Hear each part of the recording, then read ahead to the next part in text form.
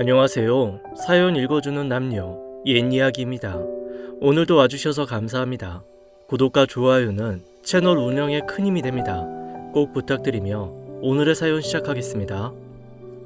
저는 결혼한 지 2년 된 29살 여자입니다.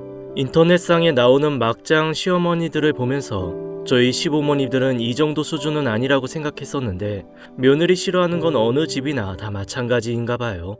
물론 며느리 아껴주는 착한 시어머니들도 당연히 있겠지만요. 아무튼 제가 이렇게 사연을 보내게 된 건 저희 시어머니의 몇몇 행동들 때문입니다. 여러분들도 한번 들어봐 주시고 슬기롭게 대처하는 지혜를 나누어 주셨으면 좋겠습니다. 저희 시어머니는 제가 남편과 연애할 때부터 아들 사랑이 유독 남다르셨어요. 외동 아들이라서 그런지 엄청 금이야 오기야 키우셨다고 저한테 수백 번은 말씀하셨거든요. 남편도 꽤 효자인지라 결혼 전부터 시어머니를 잘 챙기더라고요. 연애할 때 데이트 끝나고 집에 들어갈 때 꼭 시어머니 드실 맛있는 것들을 포장해서 집으로 들고 들어가곤 했어요. 때 되면 선물도 신경 써서 고른 다음 사드리곤 했죠. 부모님 잘 챙겨주는 남편의 착한 심성과 자상함에 반해서 결혼을 하게 되었어요. 결혼을 하고 나면 저한테도 잘해줄 거라 믿었고 시어머니도 아들 예뻐해 주듯이 저를 아껴주겠거니 생각했거든요. 하지만 그건 저의 오산이었습니다. 저는 결혼을 하면서 시부모님도 내 부모님이라 생각하고 잘 해드려야겠다 늘 마음속으로 다짐했지만 시어머니를 겪으면 겪을수록 이런 제 마음이 많이 흔들리더라고요. 그럼 그동안 제가 겪은 이야기들을 들려드려 볼게요. 저희 시어머니는 특히나 먹는 걸로 저를 제일 서럽게 하셨는데요. 결혼 초부터 지금까지 무수히 많은 일들이 있었지만 그 중에 생각나는 것들 몇 개만 적어볼게요. 제가 결혼하고 처음으로 시댁에 방문해서 다 같이 밥을 먹게 되었어요. 시어머니가 이것저것 음식을 정말 많이 차리셨더라고요. 남편 말에 의하면 결혼 전에도 맛있는 것 많이 해주셨다고 했어요. 남편이 새벽에 회사 통근버스를 타고 출근을 하는데 시어머니가 새벽 밥상을 하루도 빠짐없이 차려주셨다고 해요. 회사에서도 밥을 먹을 수 있는 식당이 마련되어 있어서 안 차려줘도 된다고 했는데도 시어머니가 그래도 엄마가 해준 밥 먹고 다녀야 한다면서 매일 아침 따뜻한 밥에 국까지 끓여서 먹였다고 하더라고요.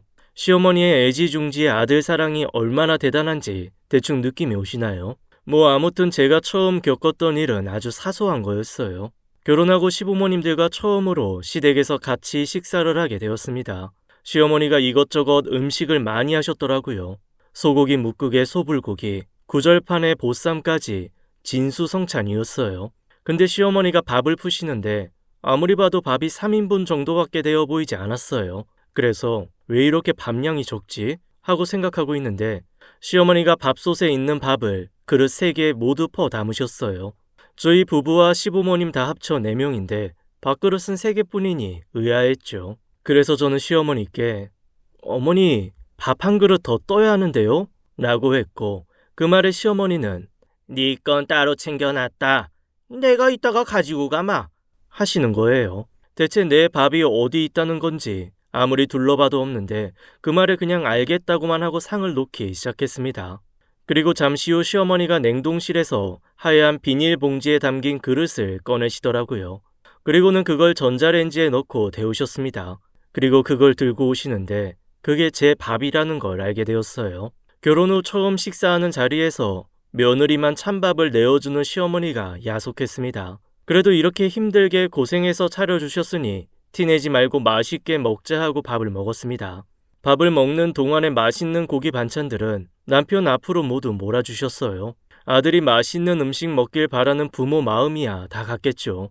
그것까지는 괜찮았어요. 그런데 제가 고기 반찬 쪽으로 젓가락을 가져가기만 하면 시어머니의 젓가락이 어느새 제 젓가락 앞을 가로막고 있었습니다.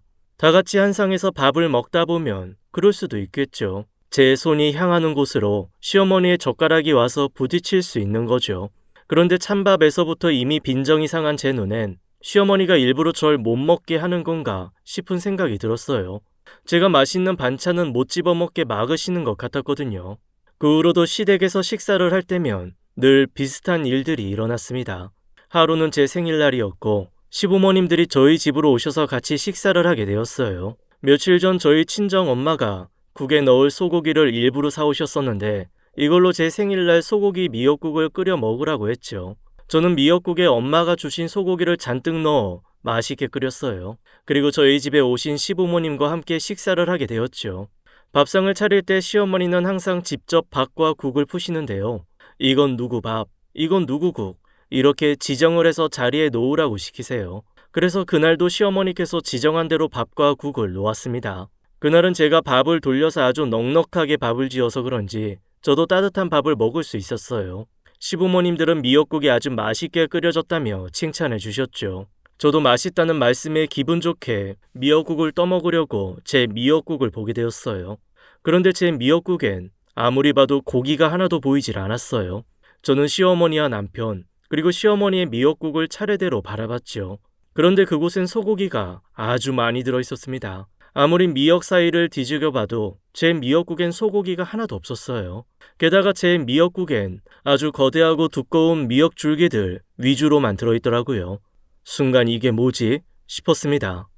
좋은 날 감정 상하고 싶지가 않아서 시어머니가 국을 뜨다 보니 고기가 하나도 안 떠졌나 보다 하고 넘어갔습니다. 이런 건 정말 사소한 일이니까요. 그냥 그럴 수도 있지 하고 넘어갔어요. 그러다 시아버지 생신날이 되었고 외식을 하기로 하고 물갈비를 먹으러 식당에 가게 되었어요. 저희 시아버지가 물갈비를 무척 좋아하시는데 저희 동네에 새로 생긴 물갈비집이 아주 맛있다고 지역 카페에 소문이 났더라고요. 그래서 제가 그 집으로 시부모님을 모시고 가게 되었습니다. 물갈비 4인분을 시키고 가족들과 수다를 떨며 음식이 나오기를 기다리고 있었어요. 그런데 시어머니가 자리에 일어나 카운터 쪽으로 가시더라고요. 잠시 후 시어머니는 다시 자리로 돌아오셨고 저는 시어머니께 왜 그러시냐고 물었어요. 시어머니는 아무것도 아니라고 하시고는 자리에 앉으셨어요. 그리고 잠시 후 물갈비가 나왔습니다. 냄비에 수북히 쌓여있는 물갈비가 정말 먹음직스러웠죠. 저희 가족들은 모두 물갈비가 끓기를 기다리고 있었고 이제 어느 정도 익어서 시아버지가 한 젓가락 고기를 들어 올리시는데 시어머니가 갑자기 제게 화장실을 같이 가자고 하시는 겁니다. 어머니, 저 지금 화장실 안 가도 되는데요? 어머니 혼자 다녀오세요. 아이고 허리야. 내가 허리가 아파서 그래. 나 좀 부축 좀 해줄래? 혼자 갔다 오다가 넘어질까봐 무섭구나. 불명 카운터에 다녀올 때만 해도 멀쩡하던 시어머니가 허리가 아프다고 못 걷겠다고 하시는 바람에 다 익은 물갈비를 앞에 두고 시어머니를 화장실에 모셔다 드렸어요. 예, 어디 가지 말고 나 나올 때까지 앞에서 기다려라 하시고는 한참을 화장실 안에 계셨습니다. 저는 시어머니가 기다리라고 하시니 화장실 앞에서 계속 기다리고 있었어요. 시어머니는 제가 혹시라도 자리로 돌아갈까봐 화장실 안에 있는 동안 중간중간 제가 앞에서 기다리고 있는지 확인하셨어요. 시어머니는 15분 정도 지나서 나오셨고 시어머니를 모시고 자리로 돌아가려고 하는데 시어머니는 아이고 잠깐만 기다려봐라. 내가 너한테 할 말이 있는데 라며 갑자기 이런저런 엉뚱한 이야기들을 막 하시는 거예요. 이날 저는 시어머니께 한 주간의 야채 시세를 모두 들은 후에야 제 자리로 돌아갈 수 있었어요. 저는 시어머니의 의미 없는 말을 10분 정도 듣고 있다가 이제 자리로 돌아가자고 했습니다. 시어머니는 시계를 확인하시더니 그제야 자리로 돌아가셨어요. 자리로 돌아가니 물갈비 속의 고기들은 거의 다 사라지고 없었어요. 이미 시아버지와 남편이 거의 다 먹은 거였죠. 전 남아있는 국물과 조금의 건더기를 떠먹으며 간신히 밥 한 그릇을 먹었습니다. 시어머니는 밑반찬과 국물 속에 가라앉아 있던 건더기들을 긁어 모아서 밥을 드셨어요. 식사가 끝난 후 제가 계산을 하려고 제일 먼저 일어나 나오고 있었죠. 그날이 시아버지 생신이라 제가 계산을 하려고 카운터로 갔습니다. 그러자 시어머니는 남편에게 네가 가서 계산하고 와. 얼른! 이라고 말씀하시는 게 뒤에서 들렸어요. 저는 속으로 왜 그러시지? 싶었는데 카운터 직원의 말에 그 이유를 알 수가 있었네요. 3인분 드신 거 맞죠? 저희 4인분 시켰는데요. 아까 사모님이 오셔서 3인분으로 바꾸셨어요. 네.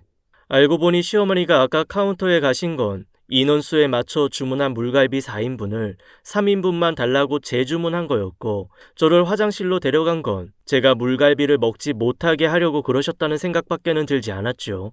또 다른 일화는 횟집에서였어요. 하루는 남편이 시어머니한테 회가 먹고 싶다고 했나봐요.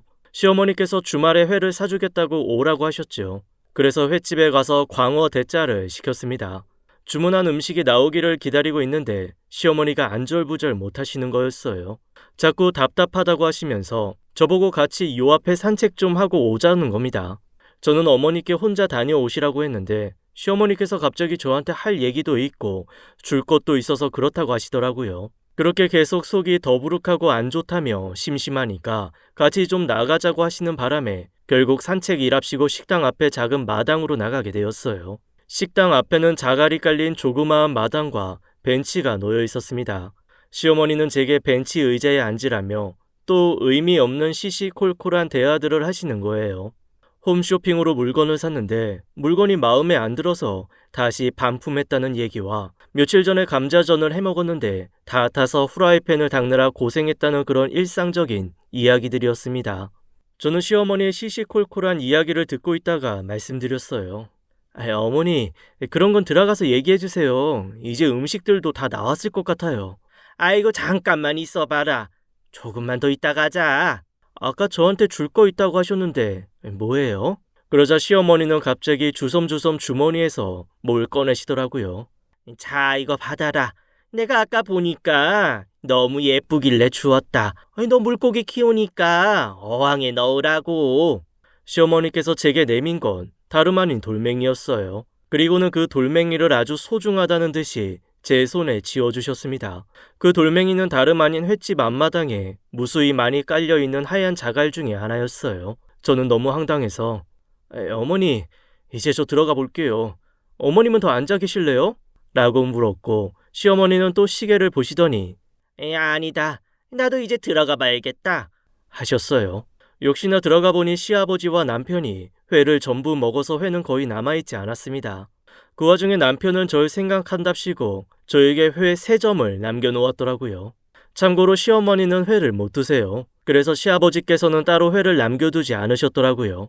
아무튼 결국 회 3점을 먹고 매운탕에 밥을 먹게 되었어요. 남편과 시아버지는 그렇게 회를 많이 드셨는데도 매운탕을 얼마나 잘 드시던지 그게 다 배로 들어가는 게 신기할 지경이었죠.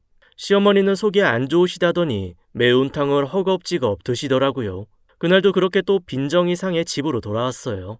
식당에 갈 때마다 이런 경우를 몇 번이나 겪고 나니 이제 시어머니가 작정하고 일부러 그러신다는 생각밖에 들지 않았습니다.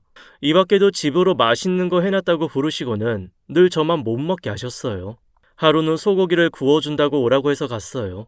남편과 저랑 퇴근 시간이 다른데 남편이 1시간 정도 더 일찍 퇴근을 해요. 그런데 시어머니께서 진성이한테도 7시 반까지 오라고 했으니까 시간 맞춰서 와라 하시고는 남편만 더 일찍 부른 적도 있어요. 시간 맞춰 가보니 역시나 소고기는 하나도 남아있지 않았죠. 시어머니는 오히려 늦게 온 제 탓을 하시며 자기가 언제 7시 반까지 오라고 했냐고 제 기억력을 탓하며 핀잔 주신 적도 있습니다.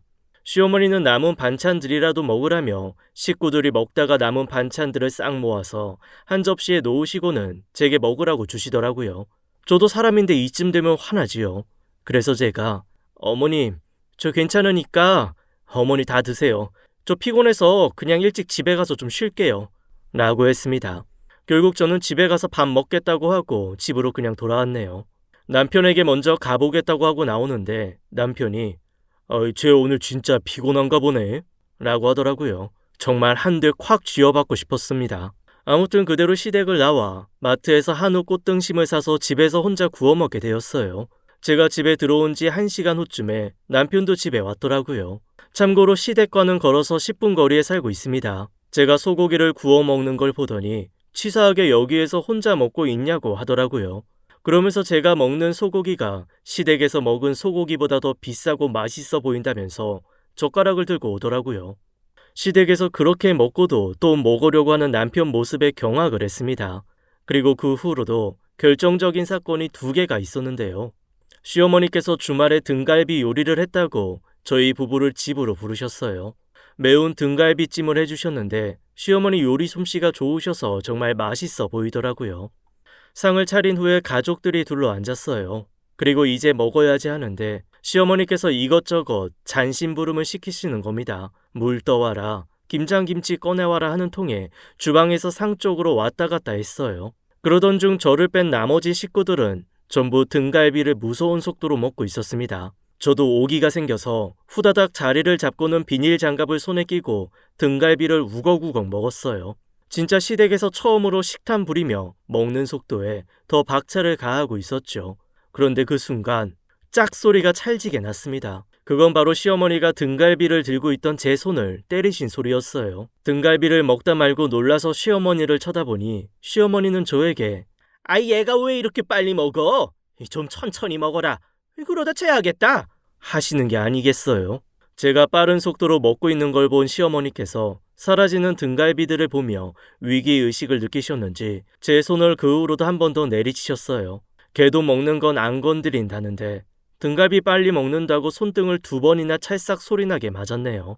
시댁에서 화를 낼 수도 없어서 감정을 꾹꾹 눌러 참고 집으로 왔습니다. 그리고 남편에게 시어머니가 손등 쳐서 기분 나빴다고 얘기를 꺼냈어요. 남편은 그게 왜 기분이 나쁜지 모르겠다며 우리 엄마는 자기 걱정돼서 천천히 먹으라고 한 건데 아이 걱정해주는 건데 그게 왜 기분 나쁘다는 거야. 자기 성격 진짜 이상하다. 우리 엄마한테 피해의식 있는 사람 같아. 라고 하더라고요. 도저히 절 이해할 수 없다는 눈빛으로 절 쳐다보더군요. 결국 시어머니한테 피해의식 있는 이상한 며느리 취급을 당하고 실속 없는 싸움을 한 채로 서로 감정만 상했죠. 그날 제 마음도 몰라주는 신랑 때문에 기분만 팍 상한 채로 잠이 들었네요. 그리고 그 후로도 시어머니가 불러서 이 핑계 저 핑계를 대며 가지 않았어요. 그렇게 몇 달의 시간이 지나갔죠. 그러던 어느 날 남편에게 한 통의 전화가 왔고 전화 통화를 마친 남편이 제게 에이, 자기야, 옷 입어. 얼른 나가자. 라고 하는 겁니다. 무슨 일인데? 자기 양념게장 좋아하지? 우리 엄마가 당신 먹으라고 양념게장 하셨다는데 지금 오라쇼. 뭐? 어머님이? 아니야 됐어. 나 안 갈래. 왜 또 안 가겠다는 거야? 이게 도대체 몇 번째냐? 저번에 등갈비 일 때문에 그래? 그건 진짜 엄마가 자기 체할까봐 걱정돼서 그런 거라니까. 우리 엄마가 자기랑 나 부를 때마다 자꾸 안 가니까 이상하게 생각하시잖아. 우리 무슨 일 있냐고 자꾸 물으신다고. 아이 그러지 말고 오늘만 가자. 자기 며칠 전부터 간장게장 먹고 싶다면서. 우리 엄마 양념게장 진짜 맛있게 해. 아이 그러니까 가서 먹고 오자. 남편의 계속되는 징징거림에 못 이기고 결국 시댁으로 향하게 되었습니다. 그렇게 또다시 시댁에 제 발로 찾아가게 되었어요. 대신 이번에는 마음을 정말 단단히 먹고 갔습니다. 그냥 당하고만 돌아오지 않겠다는 굳은 마음가짐으로 시댁으로 향했어요. 그날은 이것저것 많이 안 하셨는지 빨간 양념게장만 상위에 올리셨더라고요. 시어머니께서 밥을 푸시다가 압력 밥솥을 보며 한마디 하셨어요. 아이고 오늘도 밥이 모자라네.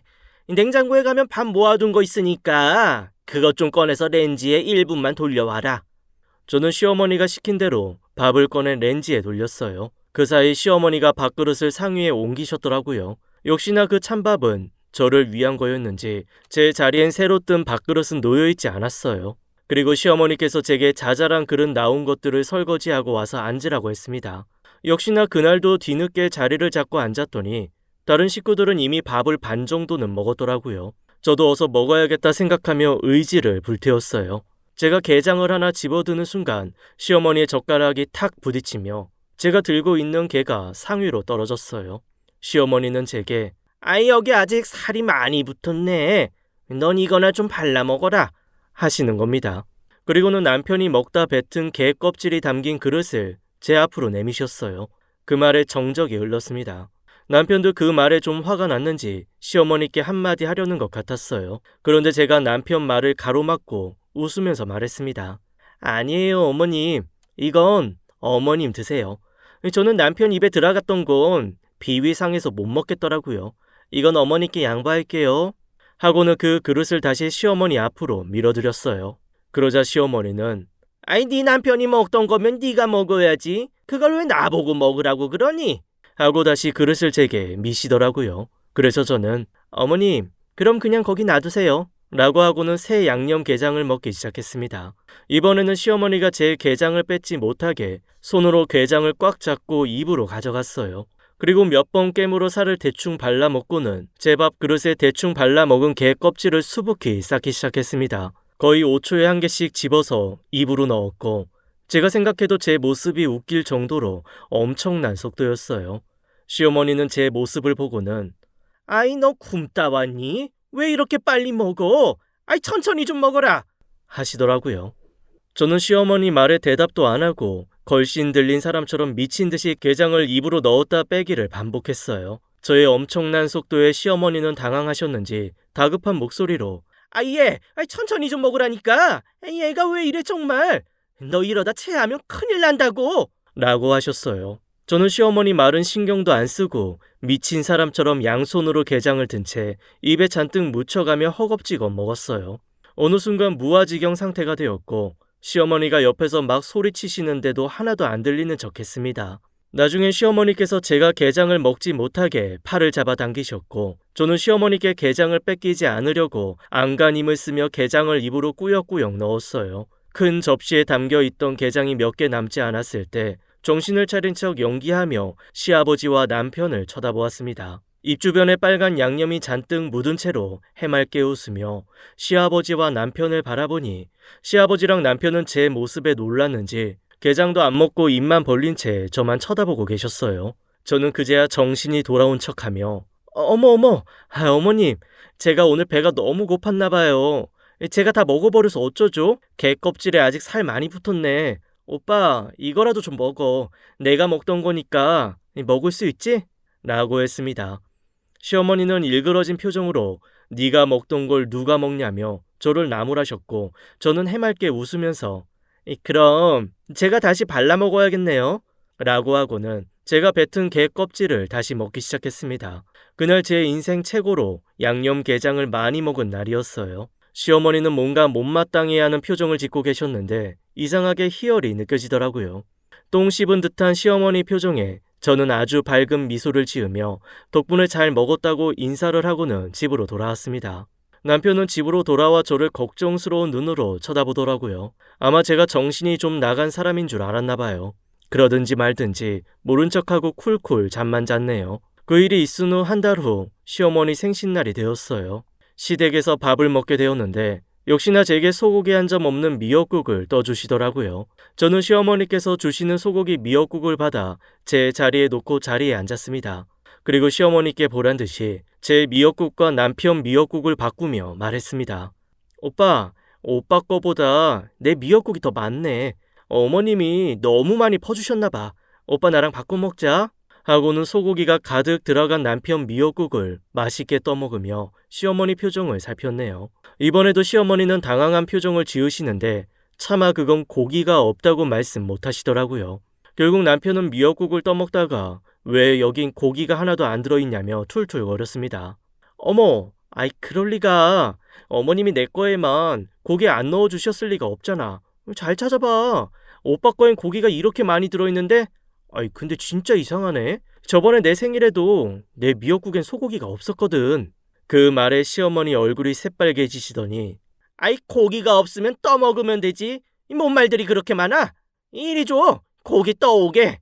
하고는 남편 앞에 놓인 미역국 그릇을 가지고 주방으로 들어가셨어요. 시아버지도 눈치를 채셨는지 어쩐지 모르겠는데 시어머니를 약간 째려보시더라고요. 그 모습을 보는데 어찌나 깨소금이던지 모릅니다. 그렇게 저의 소심한 복수를 한 건 하게 되었죠. 그리고 얼마 후 제게는 또 한 번의 기회가 찾아왔어요. 저번에 갔던 그 횟집에 또 가게 된 거였죠. 역시나 이번에도 시어머니는 주문한 음식이 나올 때쯤 저에게 산책을 하고 오자고 하시더라고요. 저는 순순히 시어머니를 따라 나왔습니다. 그리고 저번처럼 앞마당 벤치에 앉아서 이런저런 이야기를 나누게 되었어요. 어머니, 오늘도 속이 안 좋으세요? 그러게 말이다. 나는 여기만 오면 이상하게 속이 안 좋네. 그래요? 어머니, 그럼 저랑 여기 앉아서 바람 좀 쐬요. 배야. 아유, 배야. 저 어머니 죄송한데 저 잠깐 화장실 좀 다녀올게요. 잠시만요. 그래? 얼른 다녀와. 화장실 갔다가 이리로 와라. 알겠지? 네, 어머님. 여기서 기다리고 계세요. 그리고 저는 화장실에 가는 척을 하며 자리로 돌아가 갓 나온 회를 아주 열심히 먹었어요. 시어머니는 10분이 지나도 제가 오질 않자 식당 안으로 들어오시더라고요. 저는 잽싸게 시어머니 모시고 다시 앞마당 벤치로 데려가 시어머니를 앉혔습니다. 그리고 아주 잠깐 대화를 나누고는 다시 배가 아픈 척을 하며 자리로 돌아와 회를 먹었어요. 그렇게 3번 정도 하고 나니 배가 부르더라고요. 시어머니는 30분간 밖에서 앉아 계시다가 화장실에 다녀오는 척하는 저를 보며 이제 자리로 돌아가자고 하셨습니다. 이미 저희 테이블엔 회가 한 점도 남아있지 않았고 시아버지와 남편은 매운탕이 나오길 기다리고 있었어요. 시어머니는 회가 한 점도 남아있지 않은 걸 보시고는 무언의 만족감 가득한 표정으로 웃으시며 아이 어머, 회 벌써 다 먹은 거야? 라고 하셨고 회심의 미소를 지으시며 아이 우리 며느리 못 먹어서 어쩌지? 하시는 겁니다. 저는 해맑은 미소로 화답하며 어머님, 저는 괜찮아요. 라고 했는데 눈치 없는 남편이 아이 무슨 소리야. 지은이 회 겁나 많이 먹었는데. 근데 엄마는 밖에서 대체 뭐하다 이제 오신 거예요? 라고 했습니다. 그 말에 시어머니는 어이가 없다는 표정으로 아이 그랬어? 지은이 너 화장실 간 거 아니었니? 라고 하셨고 저는 화장실 가려다가 배가 고파서요. 회 좀 먹었어요. 어머님은 속이 아직도 많이 안 좋으세요? 매운탕은 좀 드실 수 있으시겠어요? 속 안 좋을 땐 매운 게 안 좋다던데 웬만하면 그냥 여기 밑반찬에 드시던가 그냥 맨밥 드시는 게 어떠세요? 제가 어머님 걱정돼서 드리는 말씀이에요. 라고 했습니다. 시어머니는 굽는 건 싫으셨던지 아니다. 이제 속 편해졌다. 하시고는 똥 씹은 표정으로 매운탕을 먹는 둥 마는 둥 떠드시더라고요. 아마도 뭔가 마음이 불편하셨는지 그날따라 잘못 드시더라고요. 아무튼 그 후로도 여러 가지 일들이 있었는데요. 간략히 요약하면 찬밥 주실 때면 남편과 밥 바꾸고 국도 바꿔 먹으니 그 후로는 장난질 안 치시더라고요. 그리고 음식점에서도 밖으로 불러내시거나 화장실로 데려가시기만 하면 제가 장께 부려서 혼자서 음식을 먹고 오니 그 다음부터는 안 그러셨어요. 게다가 남편도 눈치가 좀 생겼는지 이제는 시어머니가 절 못 먹게 회방을 놓으려 하면 옆에 와서 절 데리고 가거나 먹을 것들을 제 앞으로 챙겨주곤 했어요. 그렇게 하지 않으면 제가 평소보다 훨씬 더 많이 미친 사람처럼 먹으니까 미리미리 사전에 예방하려고 노력하더라고요. 그리고 이제는 제가 웬만하면 집에서 음식 해먹지 말고 뷔페로 가자고 합니다. 뷔페 가면 적어도 제가 먹는 것 아까워하시지는 않으시거든요. 오히려 며느리가 본전 안 뽑고 적게 먹고 올까봐 정정긍긍 하시면서 이것 좀 먹어봐라 저것 좀 먹어봐라 말씀하세요.